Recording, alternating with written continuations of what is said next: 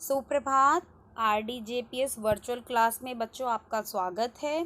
आज हम कक्षा छठी की हिंदी व्याकरण पुस्तक जिसका नाम है अपना व्याकरण का पाठ 4 शब्द और उसके भेद को पढ़ेंगे और समझेंगे। तो चलिए हम अपना पाठ शुरू करते हैं। पाठ का नाम है शब्द विचार, शब्द और शब्द के भेद। इससे पहले वाली वीडियो में मैंने आपको शब्दों के भेद बता दिए थे जो कि 4 प्रकार के हैं। आज हम पहला प्रकार पढ़ेंगे, उत्पत्ति या सूत्र के आधार पर शब्द भेद। सूत्र का अर्थ है उत्पत्ति स्थान। शब्दों के भी विभिन्न सूत्र और उत्पत्ति स्थान हो सकते हैं। सूत्र या उत्पत्ति के आधार पर हिंदी में 4 प्रकार के शब्द मिलते हैं। मतलब उत्पत्ति के आधार पर आपको शब्द कितने प्रकार के मिलेंगे बच्चों? 4। कौन कौन से हैं? तत्सम, तद्भव, देशज, विदेशी शब्द या इसे आगत शब्द भी कहते हैं। तो सबसे पहले हम पढ़ेंगे तत्सम शब्द को। तत्सम शब्द तत् तथा सम शब्दों के मेल से बना है, जिसका अर्थ है तत् अर्थात उसके तथा सम अर्थात समान। यहाँ उसके का प्रयोग संस्कृत के लिए किया गया है। अर्थात तत्सम शब्द वे शब्द हैं जो संस्कृत से सीधे हिंदी में आ गए और बिना किसी परिवर्तन के उसी रूप में प्रयोग में लाए जाते हैं। तत्सम शब्दों के कुछ उदाहरण देखिए। तो यहाँ बच्चों तत्सम वे शब्द हैं, जैसे कि मैंने आपको अभी पहले क्लास में भी समझाया था, वे शब्द जो संस्कृत से बिना किसी रूप परिवर्तित होकर कोई परिवर्तन करे बगैर हिंदी में ज्यों के त्यों आ गए। जैसे उदाहरण के तौर पर हम देख लेते हैं अग्नि, अर्थ, पक्षी, ठीक है, शिक्षा, सर्प, स्वास्थ्य, मित्र, धर्म, स्वप्न, राष्ट्र, ये सारे ही शब्द कौन से हैं? तत्सम, जो कि हिंदी में संस्कृत से सीधे आ गए बिना अपना रूप को परिवर्तित किए। ठीक है, तो तत्सम शब्दों के बारे में आपने जान लिया। संस्कृत के शब्द हैं, बिना अपना रूप परिवर्तित करे हिंदी में ज्यों के त्यों आ गए हैं। ठीक है, अब हम पढ़ेंगे तद्भव शब्द। तद्भव शब्द का अर्थ है उससे हुए या उससे विकसित हुए। जो शब्द तत्सम शब्दों से थोड़े बहुत परिवर्तन के साथ विकसित हो गए हैं, तद्भव शब्द कहलाते हैं। उदाहरण के लिए हिंदी का दांत शब्द संस्कृत के दंत शब्द से विकसित हुआ है। इसी प्रकार आंसू शब्द अक्षु शब्द से विकसित हुआ है।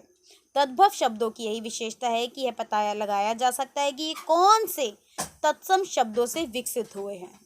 नीचे दी गई तालिका में तद्भव और उनके तत्सम शब्दों की सूची दी गई है। तो बच्चों हमने 2 चीजें जानी। तत्सम, सम मीन संस्कृत वाले शब्द, तत्सम मीन संस्कृत वाले शब्द जो हिंदी में संस्कृत के शब्द सीधे आ गए बिना रूप परिवर्तित कर हुए। तद्भव शब्द वे हैं जो संस्कृत से कुछ रूप परिवर्तन करके थोड़े बहुत परिवर्तन के साथ हिंदी में आ गए हैं। जैसे हम नीचे देख लेते हैं। जैसे हमने देखा अंधेरा का अंधकार हो गया, गांव का ग्राम हो गया, जीभ का जिह्वा हो गया, दूध का दुग्ध हो गया, ठीक है, पंछी का पक्षी हो गया, भीख का भिक्षा हो गया। तो यहाँ कुछ उदाहरण इसके दे रखे हैं। तो अभी आपको सूत्र के आधार पर अपने 2 जाने, तत्सम और तद्भव। अब इसके 2 भेद और जानते हैं, जिसका नाम है तीसरा है देशज शब्द। देशज शब्द का अर्थ है देश में जन्मा शब्द। ठीक है, देशज या देशी शब्द वे शब्द हैं जो विभिन्न बोलियों से हिंदी में आए हैं। देशज शब्दों के कुछ उदाहरण हैं, जैसे हमारे ही देश की अनेक बोलियां हैं, उसमें से कई शब्द हमारी हिंदी में आ गए। उदाहरण के लिए हम यहाँ देखेंगे बच्चों ढक्कन, थप्पड़, लोटा, पगड़ी, थैला आदि। विदेशी या आगत शब्द किसी भाषा में, विदेशी मतलब विदेशी भाषाओं से कई शब्द ऐसे हैं जो हमारी हिंदी में आ गए हैं। किसी भाषा में जो शब्द विदेशी भाषाओं से आ जाते हैं उन्हें विदेशी या आगत शब्द कहा जाता है। हिंदी में भी अरबी, फारसी, तुर्की, अंग्रेजी, पुर्तगाली बहुत सारी भाषाओं से शब्द आ गए हैं। विदेशी आगत शब्दों के कुछ उदाहरण हम देख लेते हैं। अगर हम अरबी, फारसी, तुर्की शब्दों की बात करें तो इसमें गरीब, अदालत, पनीर, चपरासी, जमीन, आराम, खजाना, अफसोस, चाबी, तंबाकू, फीता आदि कुछ ऐसे ही शब्द हैं। अगर हम अंग्रेजी तथा अन्य यूरोपीय भाषाओं से आए शब्दों की बात करें तो इसमें है train, rail, station, cigarette, glass, machine, doctor, nurse, coffee, telephone. तो ऐसे ही कुछ शब्द हैं जो अंग्रेजी या फिर अन्य यूरोपीय भाषाओं से आ गए हैं। तो अब आपको समझ आया शब्दों के भेद में जो हमने पहला पढ़ा, सूत्र के आधार पर 4 प्रकार के भेद हैं, तत्सम, तद्भव, देशज, विदेशज।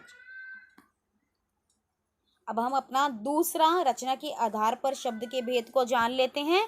रचना के आधार पर शब्दों के 2 भेद हैं, मूल शब्द और संयुक्त या यौगिक शब्द।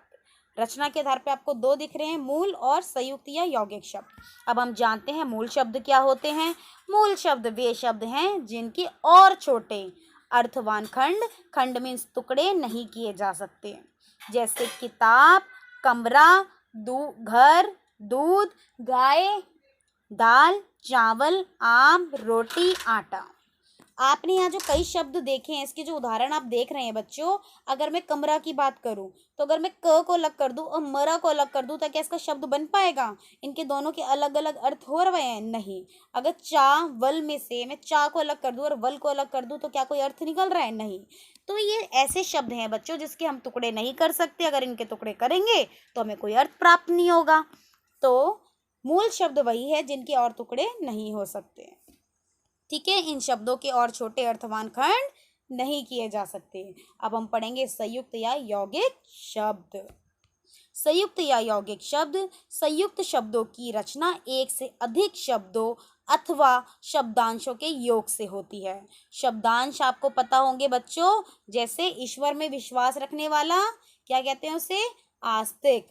जो ईश्वर में विश्वास नहीं रखता उसे क्या कहते हैं? नास्तिक। तो शब्दांश अनेक शब्दों के लिए एक शब्द। ठीक है, तो घुड़सवार घोड़ा जमा सवार, बेईमान बे जमा ईमान, सुंदरता सुंदर जमा ता, ईमानदार ईमान